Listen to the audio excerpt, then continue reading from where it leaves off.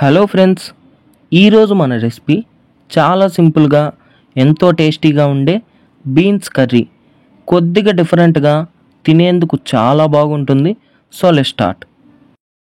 ముందుగా బాండల్లో 2 టేబుల్ స్పూన్ల నూనె పోసి హీట్ చేసుకొని 1/4 కేజీ బీన్స్ ముక్కలు వేసి మీడియం ఫ్లేమ్లోనే 2 నిమిషాలు వేపుకోవాలి.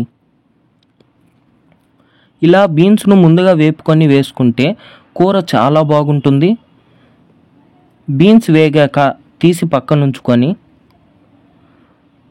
అందులోనే 6 టేబుల్ స్పూన్ల నూనె పోసి హీట్ చేసుకొని 1/2 టేబుల్ స్పూన్ ఆవాలు, 2 రెమ్మల కరివేపాకు, 2 మీడియం సైజ్ ఎర్రగడ్డ సన్నని తరుగు వేసి లైట్ గోల్డెన్ బ్రౌన్ కలర్ వచ్చేంత వరకు వేయించుకొని ఎర్రగడ్డ వేగాక 2 మీడియం సైజ్ టమాటాల ముక్కలు వేసి టమాటా మెత్తపడేంత వరకు మూత పెట్టి మగ్గించుకొని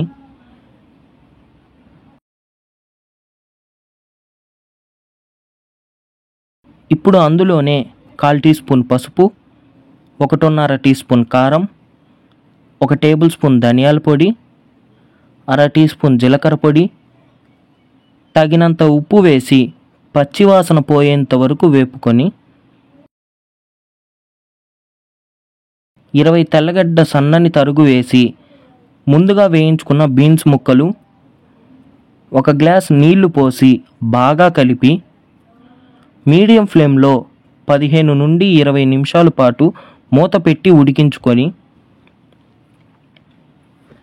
20 నిమిషాల తర్వాత మూత తీసి 2 టేబుల్ స్పూన్ల ఎండు కొబ్బరి పొడి, కొద్దిగా కొత్తిమీర తరుగు వేసి బాగా కలిపి